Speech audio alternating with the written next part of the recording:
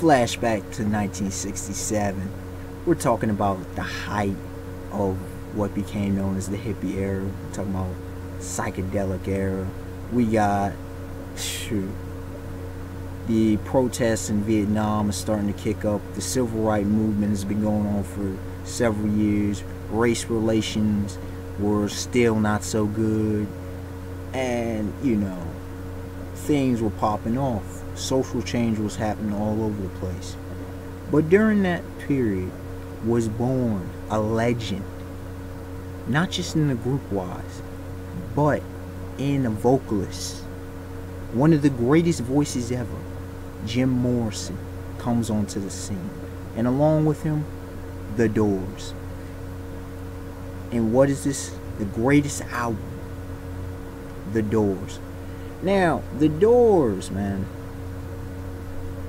The Doors album, their debut album, self-entitled debut album, changed the game. Okay? To say it revolutionized music is even an understatement. It helped transcend music to another level. Okay? Mind you, this was at a time period where a lot of experimentation, I'm talking just musically alone, a lot of experimentation was going on. There was, a lot of the greatest music that's ever been produced was coming out. But this album, out of all, one of the most lasting, impactful albums ever. Every song on this album was legit. Even the songs that were somewhat of a letdown, they were still legit. They were different. Okay? It fit the era, but was something that was a bit more retro at that time, but also something was quite progressive as well. So it had a bit of something for everybody. Now, song number 1, track 1, Break On Through, and Add It to the Other Side. Now this song, man, this was like an introduction. A beautiful introduction. Something we ain't never saw. Something that the world had never really seen before. Bold. I mean, it was almost as bold as you can get. I mean, you hear though the opening instrumental, dun, dun, dun, dun, dun, dun, dun. Like, it's build up. None day destroys the night.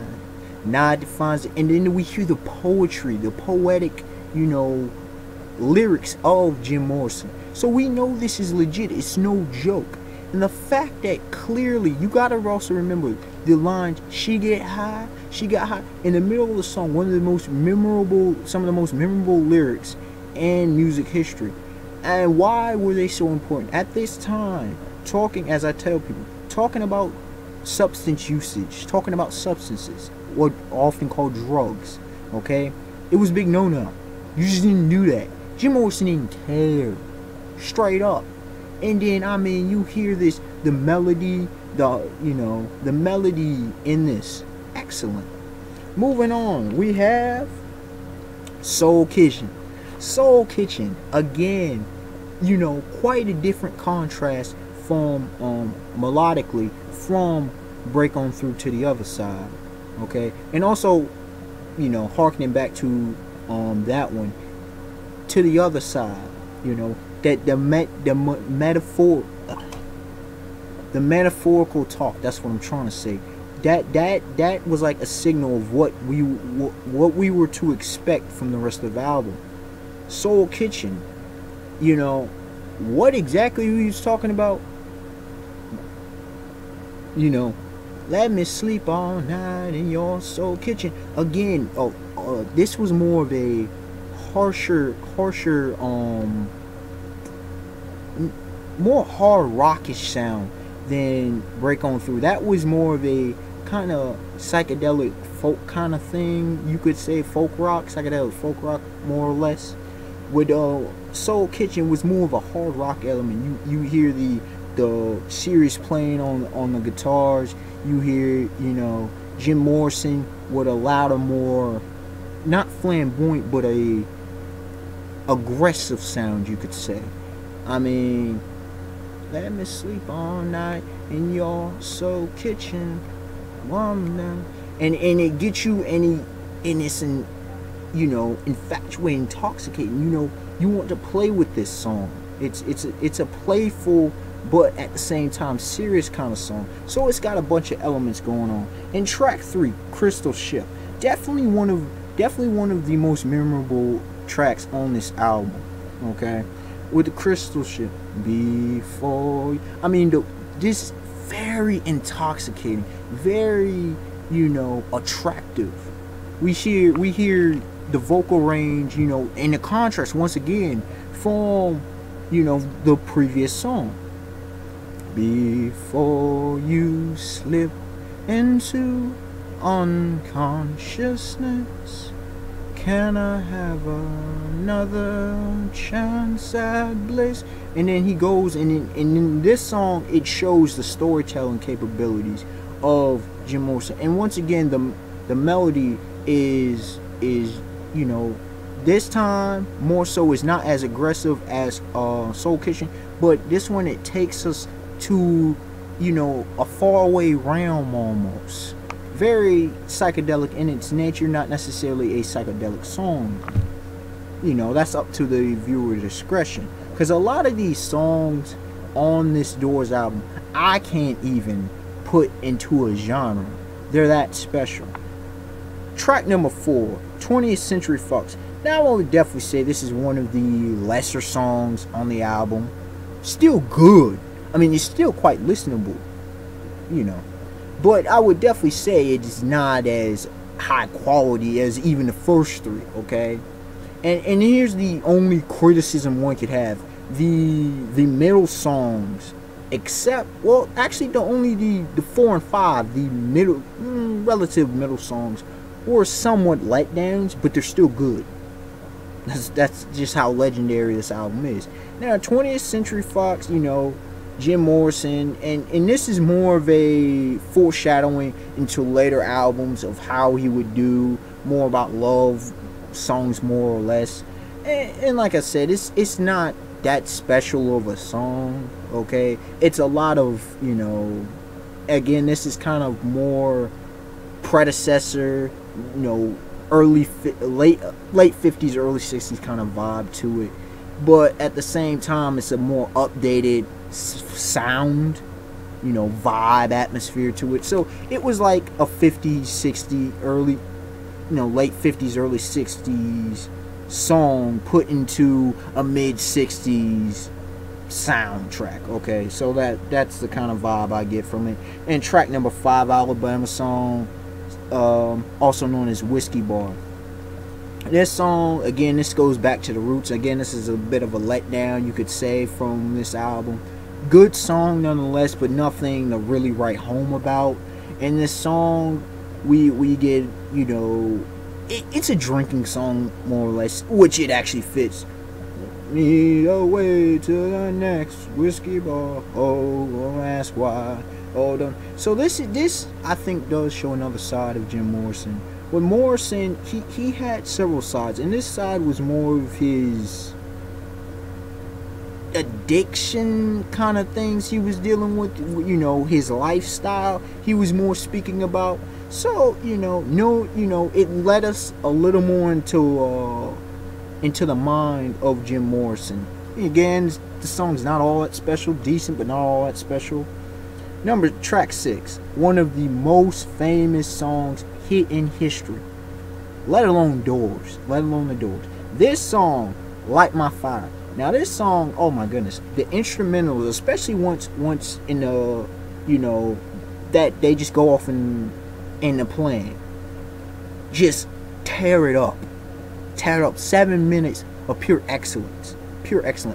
And the fact that this song got the Doors in a lot of trouble, because again, at that time you couldn't talk about being high, using substance, especially nothing like, oh please, if people tried anything what that people get away with today, just wasn't gonna happen. Jim Morrison, now they tried to change up the lyrics. Jim Morrison wouldn't have it. Know that it would be untrue. That would be a lie if I were to say to you, girl, we couldn't get much higher. That line, And that line shows a lot of respect. You know, again, talking about the times. This was more of in the times, the era. But again, the music is so effortlessly, beautifully played that it transcends. Definitely a psychedelic rock song. Psychedelic slash acid rock song. You know. But what, you know, as usual, most of this album is actually quite blues influence. And that's where you could say there was the hard rock element as well. Number 7, Backdoor Man. Backdoor Man, yo. This song here, you talk about melody. I've said melody intoxicating other. This one, prime example of how you do a melody in this song. And again, Jim Morrison, he just going off. He just going off. I can't tell you much of explaining the lyrics, exactly what they mean on some of it, but a lot of play on words. But man, the real winner of this song is definitely the melody and why it's such a well-known, well-remembered song. Backdoor Man, definitely, if you want to check out for melody, music-wise, this is a song to definitely check out. Number 8, track 8. I looked at you, you looked at me. You know, I think another case of a kind of letdown song. It's not a bad song, but it's not at the high caliber as some of these other songs. It's, you know, again, it's like 20th Century Fox and like Whiskey Bar, Alabama song. It harkens back to an older kind of feel, and you can understand the influences that helped form the Doors, you know, where they picked up music from. Again, not bad, memorable, but not as memorable in comparison to most of these tracks on this album. So I would say three songs on this album that were like still good, but not really feeling them. At least me personally. That's my take, my view of it. Number 9, End of the Night. Oh my goodness. Jim Morrison's poetry. Another poetic song, like Crystal Ship. End of the night.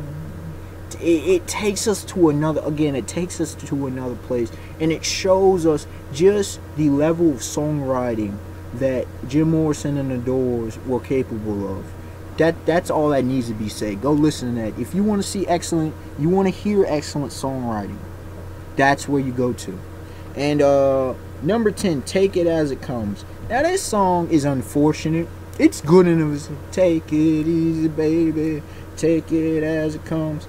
It's a solid song. The unfortunate problem is it falls in the number 10 between End of the Night's amazing songwriting and then number 11, which that I could make a whole video on that alone.